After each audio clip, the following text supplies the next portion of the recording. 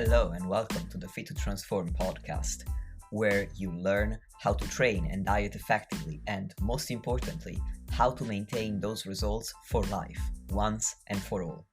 I'm Nikias Tomasiello, a transgender training and nutrition coach working online with anyone who's ready for a true lifestyle transformation, anywhere they may be in the world.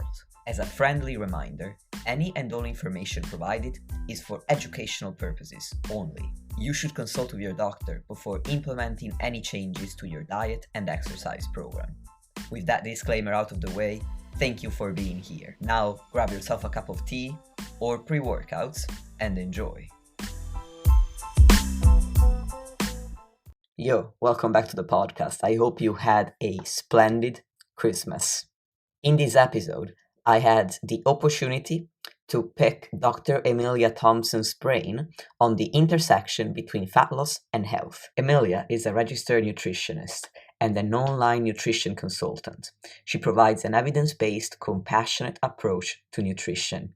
She also runs an online education course called EIQ Nutrition, and she's a leading public speaker in health and fitness. During this conversation, we covered a range of topics from the definition of health to the potential health benefits and drawbacks of fat loss, to the definition of body image and the association between body images and fat loss, to many others that I'm not going to list because one, they're in the show notes, and two, you're going to listen to the interview in a second. I hope you enjoy it, and I'll see you on the other side. Hi, Emilia. Welcome to the podcast. Thank you so much for having me. Well, thank you for joining me. Today, I'd really love to talk to you about health and fat loss and the intersection between these two. But to start with, in case anyone in my audience isn't aware of you, could you please introduce yourself? So who you are, what you do, and why you're so awesome at it. Oh, thanks.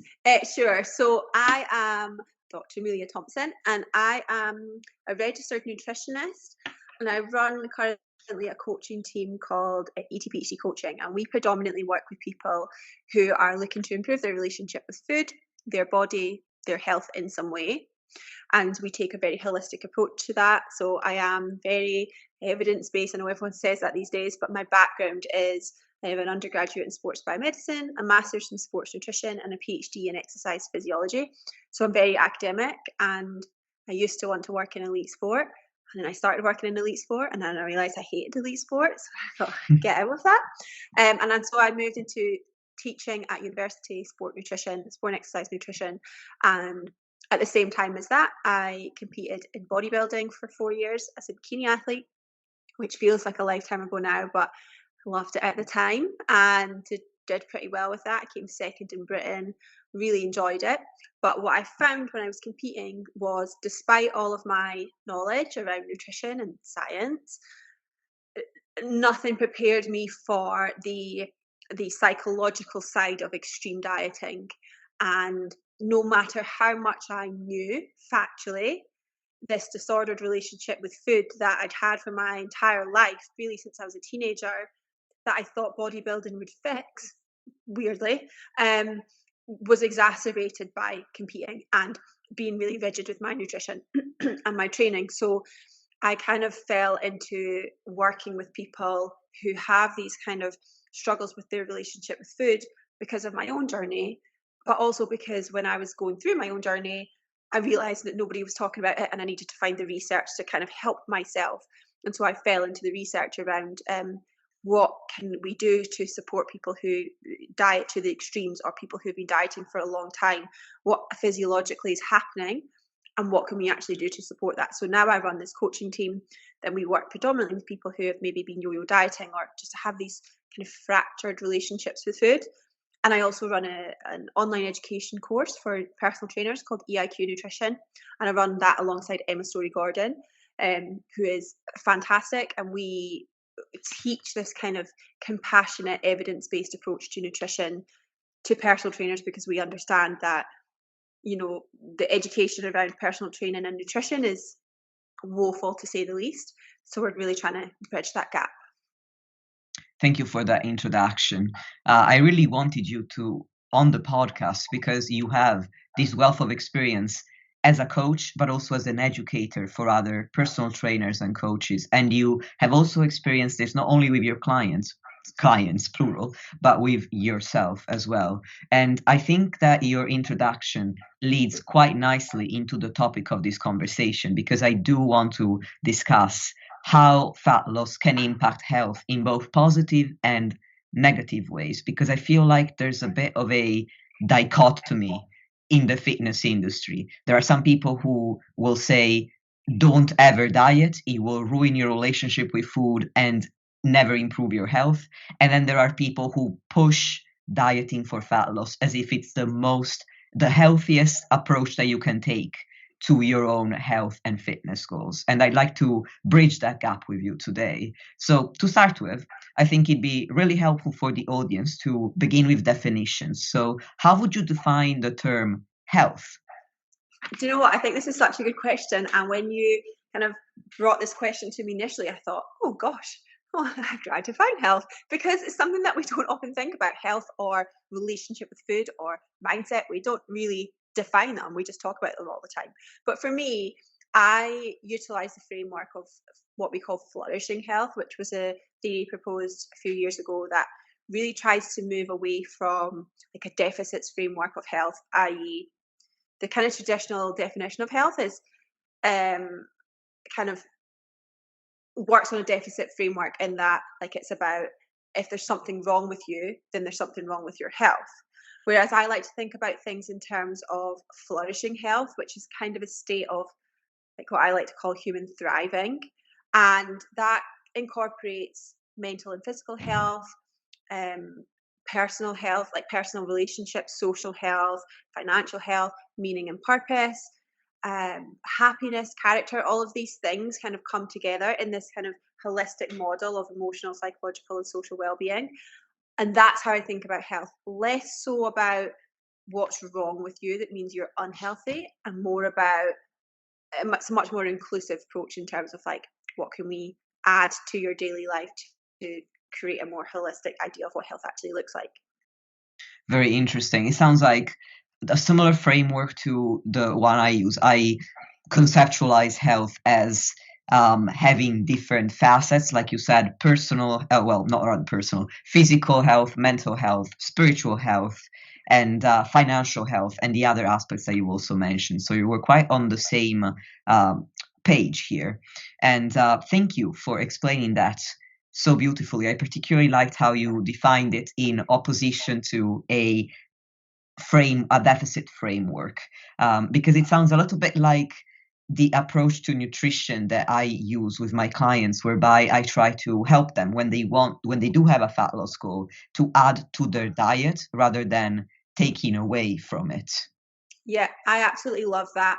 I think that an inclusive approach to nutrition is one of the fundamentals that we should all be looking at. And it's so important to move away from nutrition as this restrictive thing and reductionist thing, and more towards an inclusive approach of what can I add to make my life healthier in some way, even if it's a fat loss journey. I think sometimes we think about this in terms of, well, it's easy to be inclusive when you're not looking to lose body fat, but even if you're on a fat loss journey, we should still be thinking about adding in protein, adding in variety, adding in fruits, vegetables, fibers, etc. It's just a much healthier way of looking at food. And also a way that I believe makes you feel better mentally about a fat loss goal, as opposed to thinking of it as a restrictive diet that you're putting yourself through for the sake of the ultimate goal. I believe that it helps you learn to enjoy the process, because you're actually doing something positive for your health that makes you feel good about yourself. Yeah, absolutely. There's some really cool research too around how you frame fat loss in that way, between choosing fat loss and wanting to pursue fat loss and needing to pursue fat loss, Mm-hmm. even down to the nitty gritty of calorie intake. Those who feel like they're choosing fat loss and choosing to diet, actually we see sometimes that they have reduced calorie intake when given like ad libitum food intake, because they feel empowered. They don't feel restricted, so that when they're then given chocolate cake, I think in the specific study that I'm talking about, that it was chocolate cake, but when they're given food, they don't feel this inherent pull towards it because they're allowed to have it if they want it, then, that kind of falls into unconditional permission to eat. But the way that you approach fat loss is so, so important. Choosing to do it, having an inclusive mindset towards it. Yes, by definition, a diet is restrictive on calories, but that's the only thing it's restrictive on. It can be inclusive of everything else, inclusive of exercise. You get to exercise, inclusive of movement, inclusive of lots of healthful nutrition. How amazing is it? And how lucky are we in this westernized world to get the choice to restrict our food intake if that is good for our health? Like, how lucky are we to be able to do that? And I think keeping that at the forefront is so important. I completely agree. I have nothing to add. So that was fantastically said. And that's exactly what I try to convey to my own clients. So thanks for saying that. And so now we've defined health. Let's define the potential health benefits of fat loss. And then maybe let's talk about the potential drawbacks of fat loss as well. Sure. So I think the thing is, what amazes me, I was about to say, no one can deny the health benefits of fat loss for people in larger bodies. For some people in larger bodies, should I say. But people do deny it. People do deny that it's beneficial. So I think the current statistic is that 39% of people in the world, or adults in the world, are overweight or obese. 1 in 5 children globally are overweight. So, and obesity is like one of the leading risk factors for early death, including heart disease, stroke, diabetes, certain types of cancer. And we know that a lower BMI, despite what people may say about BMI as a measure of health and body composition, which is a discussion that we don't even need to get into today, we know that lower BMI is associated with like reductions in cardiovascular disease risk, improvements in metabolic health, improvements in things like insulin sensitivity. So we know that a quote unquote healthy BMI, with all of the issues that come with BMI, is still helpful on a population level. We know that healthy BMI is associated with improved health outcomes. It really is undeniable. It does annoy me that we still have people denying this relationship. And even in so a lot of people I work with are people who menstruate, people with PCOS, and we see something as small as a 5% reduction in fat, in body fat, in fact, body weight in these people can lead to improvements in, for example, fertility outcomes. So fat loss for people who are in larger bodies, a lot of the time, not always, but intentionally dieting for a lot of these people can be really, really helpful in terms of their overall risk factor, ultimately of death, but of all of these potential illnesses and poor health outcomes that come with being in a larger body. So, it's very helpful to a lot of people. That being said, there are a lot of drawbacks to dieting that we also can't deny. So the most kind of commonly cited statistic is that 95% of diets fail, which is not actually accurate. It's a common statistic kind of banded around from the anti-diet movement that say 95% of diets fail, and it's not true. That was cherry-picked data from a study from the 50s, where it was not a well-controlled dietary study whatsoever, and it was basically a meal plan to people who were in hospital for another reason and sent on their way. So a lot of those diets failed. The actual kind of percentage that we think roughly now in terms of fat loss success is about 80% of weight is regained after 5 years. So one of the major drawbacks is that most diets are not successful. And what can happen with that is that we end up falling into perpetual like weight cycling situations where it's negative for our quality of life, it's negative for our mindset, our psychology. And also on top of that, when we look at dieting statistics, there was a really cool study that was published in the 90s that looked at the development of disordered eating with dieting. And they suggested that 35% of people who diet progress to pathological dieting, i.e. they continue to diet for years and years beyond that. And we know those people, we work with those people, right, who have been dieting for years. And of those 35%, about a quarter of those people progress to partial or full eating disorders. So 25% of that 35%, and which works out at about 10 people per 100 that develop partial or full syndrome eating disorders. Now, the problem with that is that if you meet the clinical criteria for eating disorders, you may well get support. you may not, depending on where you live. But if you don't meet the full criteria for eating disorders, you rarely will get support. And then you fall into this space of disordered eating. And that's obviously the type of people that I work with who have these dysfunctional habits that don't really get the support that they deserve. And when we when we diet for a long time, we learn to ignore internal cues. We ignore our hunger cues, our fullness cues. We start to associate fullness with feelings of negativity, or feelings of guilt. We know that we get increases in food preoccupation with dieting. You'll be familiar with the Minnesota starvation experiment, where people were dieted beyond a comfortable level, and they were doing things like stealing food, regularly binge eating. One of them, I think, reported that they wrote a recipe book whilst they were dieting because they were so preoccupied by food. And you see this with people who do extreme diets now, especially bodybuilders or people who do photo shoots. They'll have like a cupboard in their house that's ready for them for when they finish, of like certain foods that they've not allowed themselves to have, or they'll look at food porn on the internet, and you become quite preoccupied with food.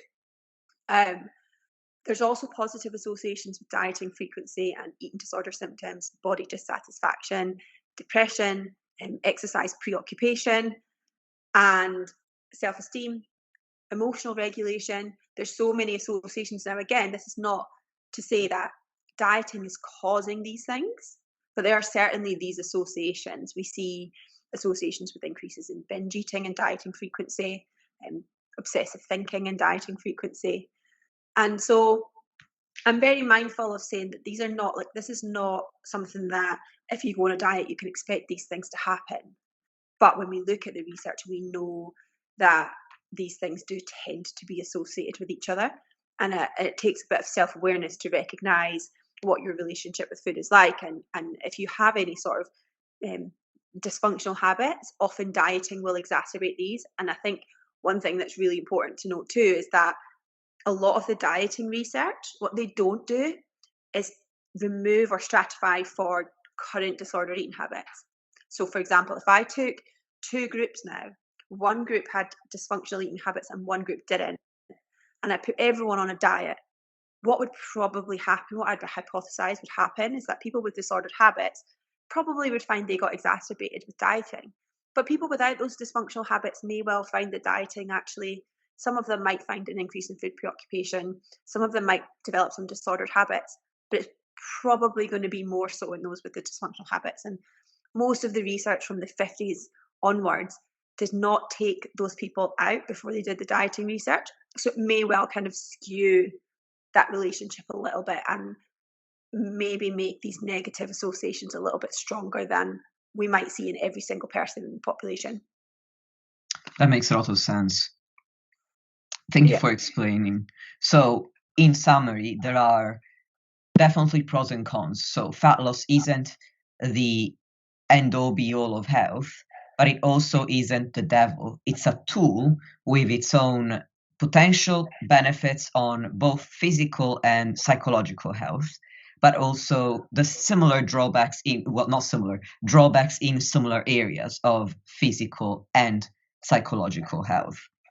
And one that you've brought up was body dissatisfaction alongside food preoccupation as potential drawbacks. And when you say body dissatisfaction, that immediately brings to my mind body image. So that would be something that I would like to discuss because I know that you do a lot of work in this area with your clients. And my first question is, once again, comes down to the definition. How would you define body image? Yeah, again, great question because it's massively misunderstood. We think often that body image is about our body shape, and actually body image really is the perception of our physical self, and it encompasses four core kind of pillars, if you like. The first is the cognitive pillar, so it's the beliefs that we have about our body. The second is evaluative, so how we think about our bodies. The third is emotional, so how we feel about our bodies. The fourth is behavioural, the things we do in relation to how we look. So that might include things like dieting or avoiding social occasions, etc. So when we look at body image, we're really looking at, yes, it's a perception of our physical self, but it encompasses all of these four things. It is in part related to our body size, and I think that is something that people sometimes brush over a little bit because we know it's a perception, and you can have poor body image at any shape or any size, but we do see in part an association with body size in that if you're in a overweight or obese BMI, you may well see lower body image than someone who's in a healthy BMI range, but that may largely be in part due to the fact that in our society we celebrate smaller bodies. So your beliefs about your body are inherently going to be challenged if you don't feel that you fit the societal mold, and that's where topics like weight stigma come into conversation, which again we don't have time to go into that today. There's so much we could go into, but that is in part that relationship. It's less so about the physical size of someone's body. No, that makes a lot of sense. And so my understanding is that, as you're saying, well, you said that people in larger bodies tend to have a lower body image than people in a lower BMI sized body. And at the same time, we've also established that the process of dieting could lower somebody's body image over time. Would that be right? Yeah, so we see association. So one of the reasons why we might see that association with dieting is that dieting often leads to an increase in self-surveillance. So Yeah. we see this again a lot with bodybuilders. If you're constantly weighing yourself and constantly body checking, constantly looking at pictures, etc., you're more likely to experience poor body image because of this consistent body checking. And we do know also that lower body image is associated with greater dieting frequency. So the more frequently someone diets, the more likely they are to actually struggle with their body image.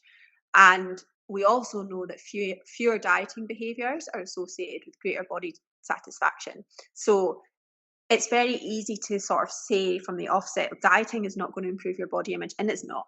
It really isn't. But what you might find if you're in a larger body is that fat loss in general may move you down, like move your body size slightly lower. And again, I think it's this not okay societal idealization of a certain BMI or a certain body shape that contributes then to a potentially greater body image.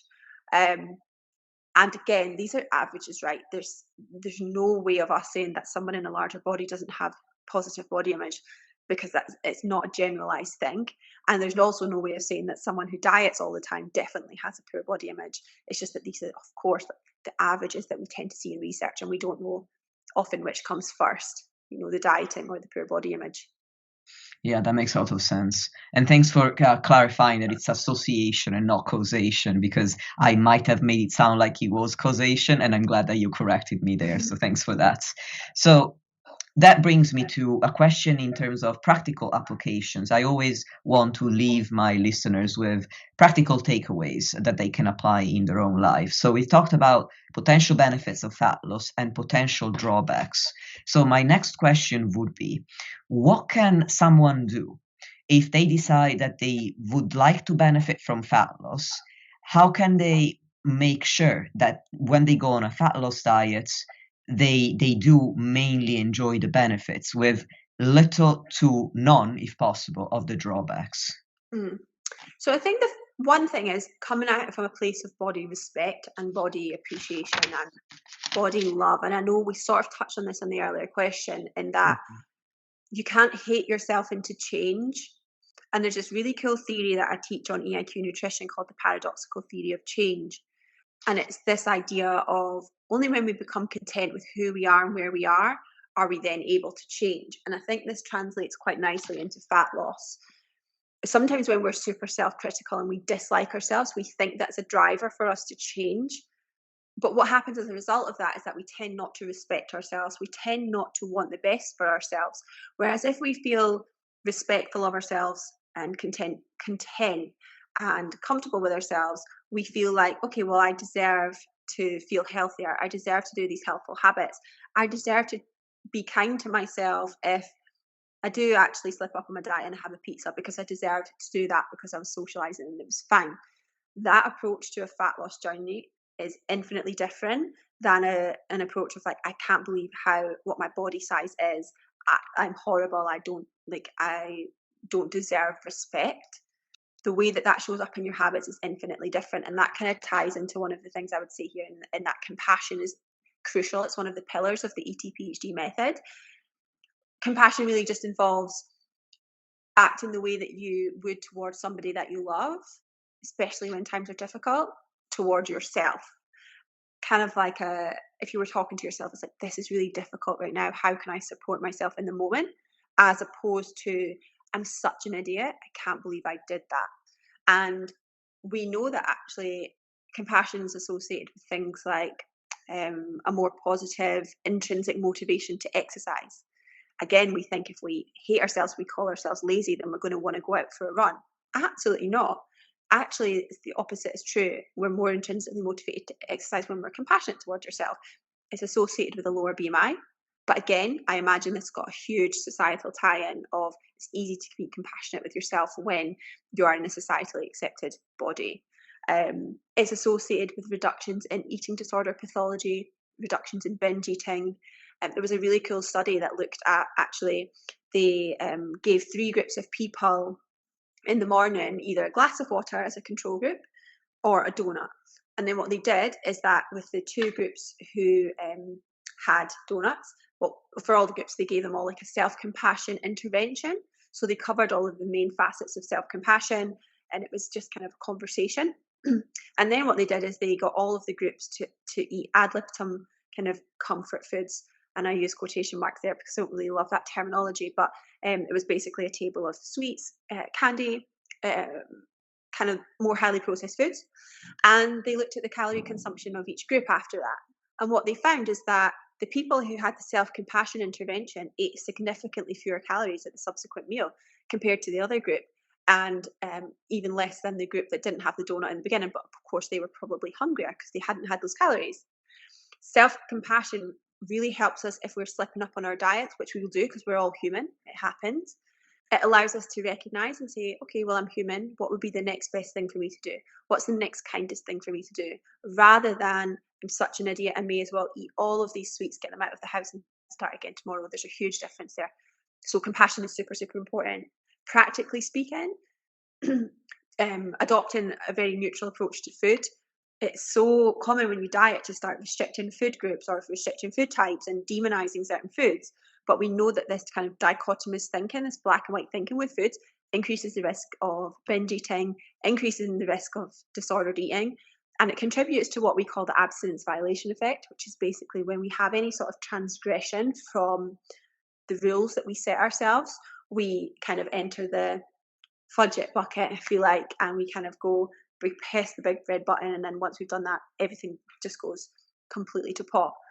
And actually, if you don't have those extreme food rules in the first place, and you don't have these good foods and bad foods and cheat meals, then you're much less likely to do that. So working on your food neutrality, your language around food, and taking a very flexible approach to your nutrition. So practicing what we call flexible dietary restraint, as opposed to rigid dietary restraint, which is actually not specifically about the calories that you're having, but more about your food choices. So allowing a wide variety of food. Still being mindful of like your fat loss goals, but taking a much more balanced approach. So what you'll see often is people who are on a fat loss journey, they wouldn't go out for brunch and have French toast, but at home at night, after they've restricted all day, they'd happily have a pizza and then go all out. And this more flexible approach of saying, you know, maybe you've had a sleepover with someone and you want to go for brunch together, allowing yourself to do that, and then saying, okay, but my dinner is just going to be a big salad and protein and lots of veggies to kind of balance that out in line with my goals, as opposed to this kind of rigid restraint of not allowing yourself anything and then overeating. So that's super important. And we know that flexible dietary restraint is, again, associated with reduced binge eating, more positive body image, etc. So you really want to do that. A common mistake too I see is people who calorie cycle, but they do it to the extremes. So they'll go really low calorie Monday to Friday and then overeat over weekend and then reactively reduce their calories during the week.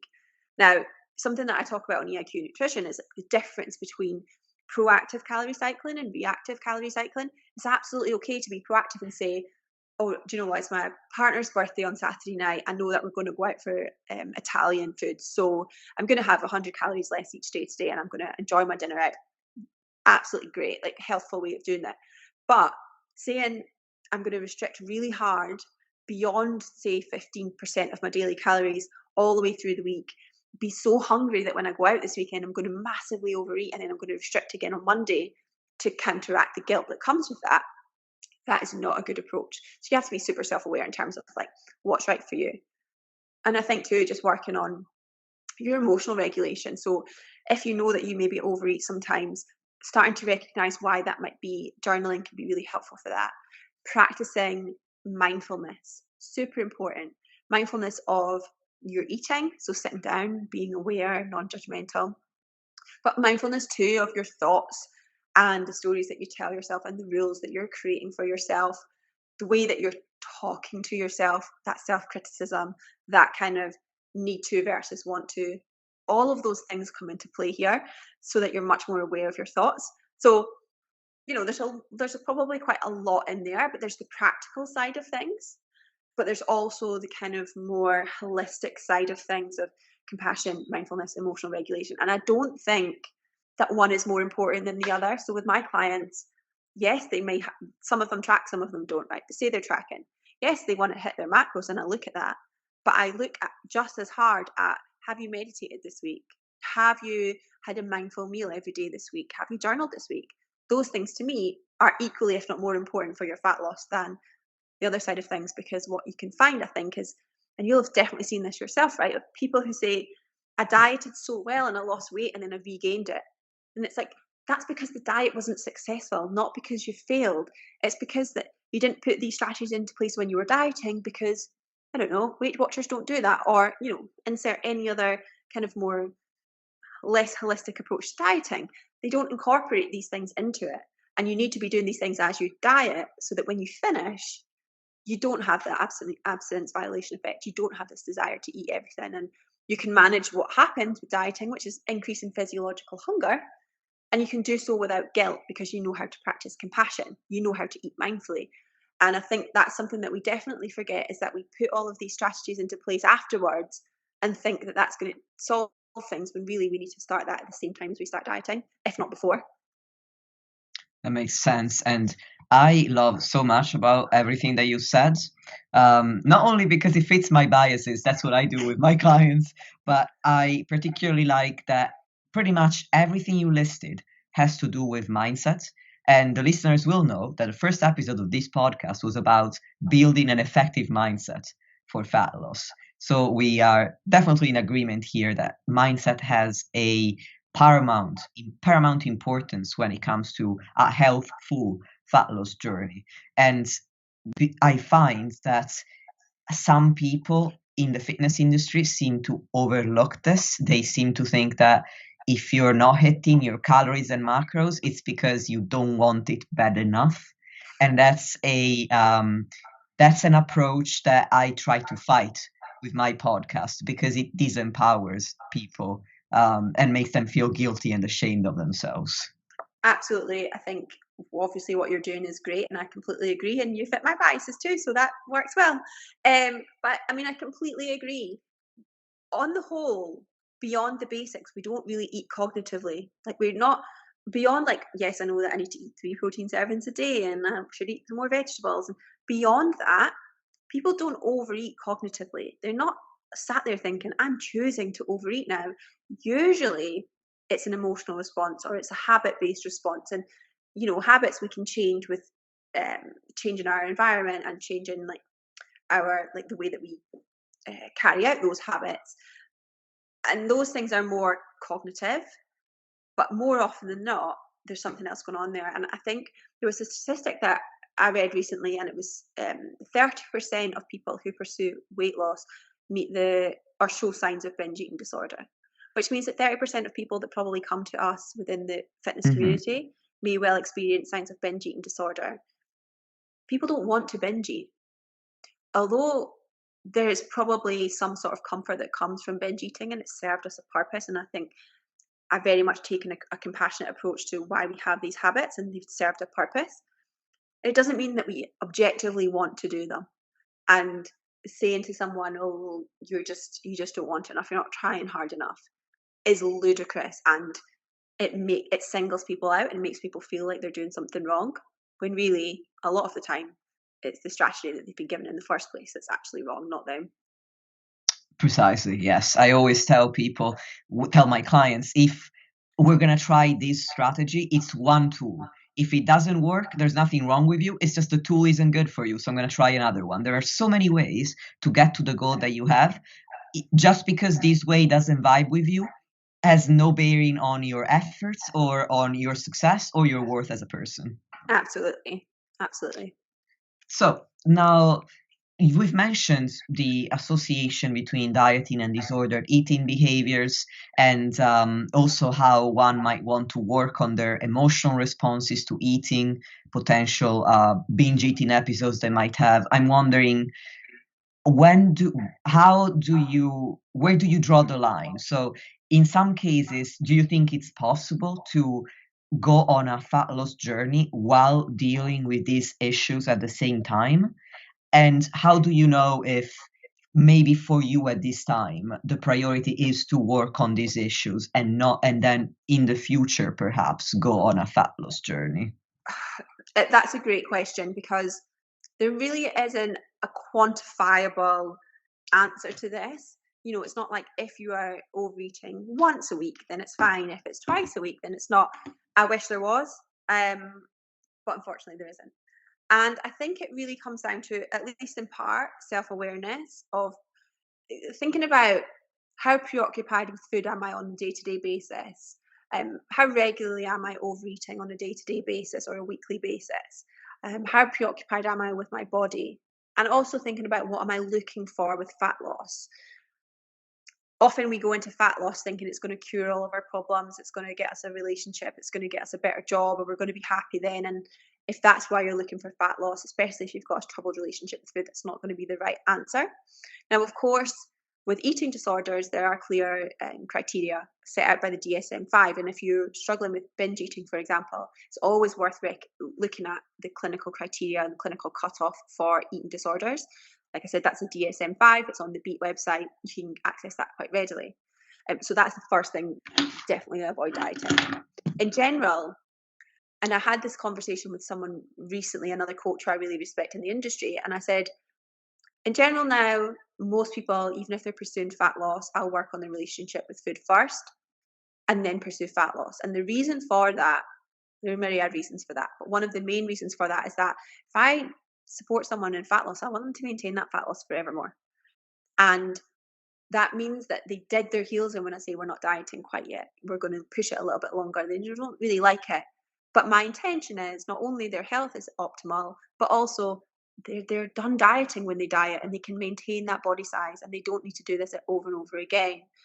And I think if you've got any doubt in your mind, with your relationship with food, just don't do it yet. Just work on your relationship with food first, because it's so worth it in 6 months or a year. Because otherwise what might happen is, if you're regularly overeating and then you diet, you may well find yourself in 12 months exactly where you are right now, because you've stuck to a diet for 6 months or however many months you've done this diet, you stuck to it, you've overeaten again at the end of it, you've regained the weight, and in 12 months time you look back and think, well, that diet didn't work. Like, that's what you've been doing for your whole life. So I kind of think, if you're aware that your relationship with food is not great, if you wouldn't call it great, then I would say probably work on that first. That being said, if you maybe have some guilt around your food choices, and sometimes you overeat a bit out of habit, but you feel relatively in control of those things, it's just that maybe your habits are not great, or you have some food rules that are lingering from diets and things like that, there are some excellent coaches, and something that we'll do with our clients is, actually, you can diet at the same time as that, as long as you're doing all of this other work at the same time. And you'll have clients like these too, where as long as you're doing the mindfulness work, the compassion work, you're working on your food neutrality, then you can probably diet and improve your relationship with food. But I don't think that you can ever get to an optimal relationship with food through fat loss. Remember, if you're overeating, dieting by definition is going to lead to hunger, and hunger always exacerbates binge eating or overeating.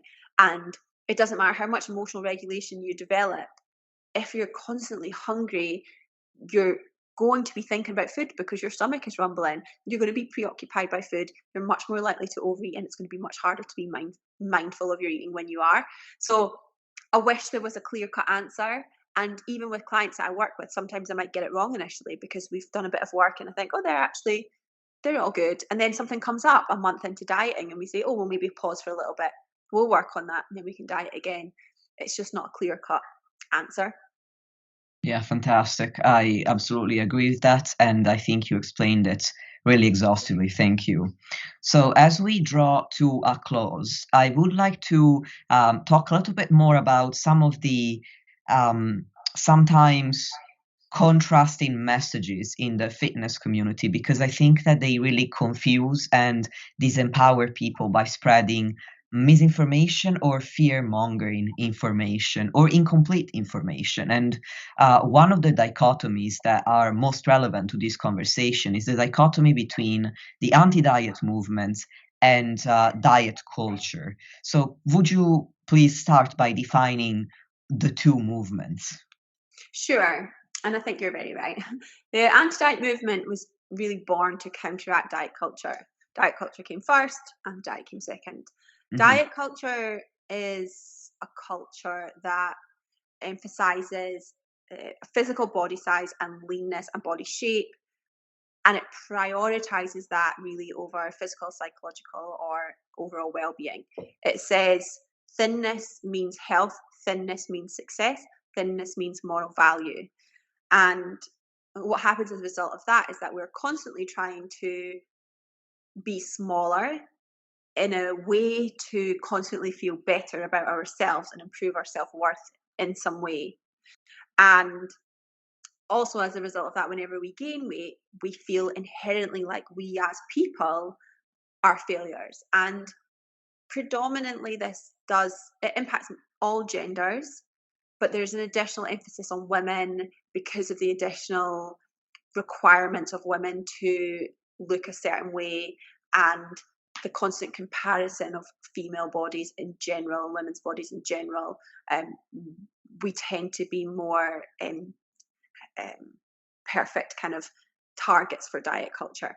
And it ties into what I touched on earlier of weight stigma and weight bias. Weight bias specifically is again this idea of larger bodies mean lazy, larger bodies mean unsuccessful, unlovable, smaller bodies mean people work harder, they're more motivated, they're more successful, which is completely untrue. But it's this narrative that diet culture has peddled to us for so long. So it becomes very difficult for people to not always want to be smaller.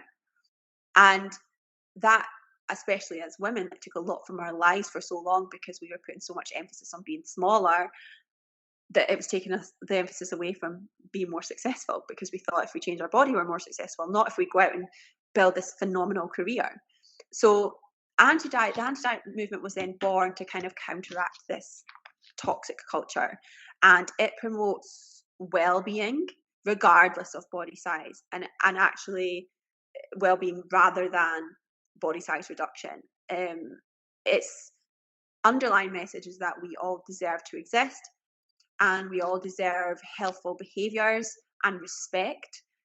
And people get it wrong. People think that it's anti-health, that it's kind of got a bad message around like not exercising and not eating quote unquote well, but it's not. It's very much just aligned with being as healthy as we can regardless of our body size. And anti-diet now incorporates things like intuitive eating and health at every size. They all are very much closely aligned, and it was very, very, very much needed. But there are problems with both sides, in that, you know, diet culture always assumes that weight loss is a positive thing. It always associates weight loss with good health and suggests that we should always be wanting that. Whereas the anti-diet side of things often will suggest that dieting is never a good thing and that diets will always fail. And a lot of this, I think, is because of social media kind of need for validation and for people using their voices and ego, and we encourage like harsh views and we encourage dichotomies, but ultimately, like, they both have potential. Actually, diet culture I don't think ever has a good use. Dieting itself, fine, but we can diet without subscribing to diet culture. No, that makes sense. And I think it explains the two concepts as well as your position in regards to this dichotomy, which was going to be my next question. So in this conversation, we've covered so much. Dear listeners, you're well aware that I love my summaries. So we covered the definition of health, how fat loss could benefit health but also harm it. We covered body image and some practical tips for you to work on your mindset so you can make the most of a fat loss journey if you decide to embark on one. We discussed how you can decide whether fat loss is appropriate for you at this time, or if you might need to prioritize your relationship with food first, or if you can work on both at the same time. And we've just covered the dichotomy between diet culture and the anti-diet movement. Emilia, it's been awesome to have you on the podcast. Do you have anything else that you think we might not have touched upon with the depth of detail you would have wanted, or the nuance you would have wanted, that you'd like to leave the listeners with?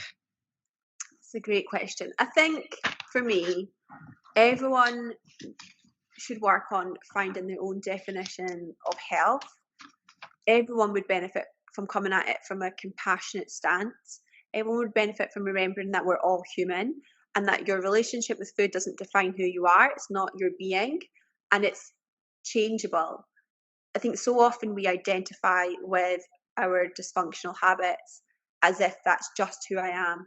I'm just a failure at dieting. I just always overeat. I'm just a binge eater. And it's not who you are. It's movable, it's changeable, and it doesn't have to stick with you, provided you take this compassionate approach. And I think that when I was struggling with disordered eating so long ago, I wish that someone had said to me, you're definitely not alone, and there's so many millions of people in the same position as you, and it's changeable. There's nothing shameful about it. So that's the only thing really that I would add. I think self-awareness is key, and try not to fall into the narrative of just because someone says X is the right thing to do, it doesn't mean that that's the right thing for you to do. I agree. And on the point you made about not identifying with your dysfunctional habits, I would also add, try not to identify with your own body. I am transgender. I was born in a body that I don't feel comfortable, that my brain doesn't feel is right for me. But I also try to think about the fact that there is so much more to me than just my body, my size, the way my body looks, my overall appearance. If all you do, listener, is you reduce yourself to your body, I think that contributes to your worsening of body image and relationship with food. What do you think, Emilia? I mean, 100% agree. You're not put on this earth to as a body. Your body is here to house your soul, to house your life, to allow you to be on this earth, to love, to connect, and do what you want with her. You have complete agency and autonomy over your body, but you are you. You are your soul. You're not the voices in your head. You're not your diet type. You're not your body. You are that one unique soul on this earth, and no one else will ever be like you. And that is what you're here to live in. And just show your body the appreciation for giving your soul that space, but don't identify with her. She is just a home for who you actually are. That's such a beautiful message. Thank you. Okay, so with that said, thanks again for coming on. Please, now you have the next, well, however long you want to plug anything that you'd like, and then I'll put all of the links in the show notes. Sure. I don't have a huge amount to plug. The only things I would say is, if this is obviously something that you want to work on, then I love chatting about this stuff. My DMs, I spend about an hour or two a day, replying to Instagram DMs, because I love it. So if you ever want to chat about things, you can find me on Instagram and chat about things. And if you're a personal trainer and you want to learn how to incorporate this stuff for your clients and for yourself, then EIQ Nutrition is the best thing that you can do. And we have quarterly intakes. So the next one will be December, January, and then they're 4 months. Not quarterly, it's every 4 months. So that's not, I don't know what the third play. Anyway, every 4 months. And again, you can always message me to chat about that too. Perfect. I'll add all the links to the show notes so everybody can connect with you if they choose to. Thanks again for this awesome interview. Listeners, thank you for lending me your ear this week once again. And until next time. Thanks again for tuning in. I hope this conversation provided you with some food for thought. And yes, the pun is very much intended.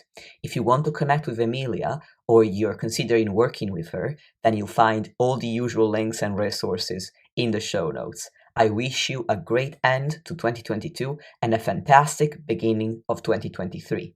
If you're interested in investing into your health, fitness, and physique goals, and you want to work with me, then you find a link to my application form in the show notes as well. I really look forward to working with you.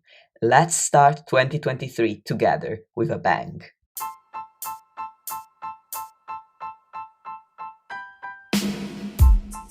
Lastly, if you want to support the podcast and help me reach more people, please leave a 5-star rating or review on any podcast platform that you're using. Thank you very much for listening, and I'll speak to you soon.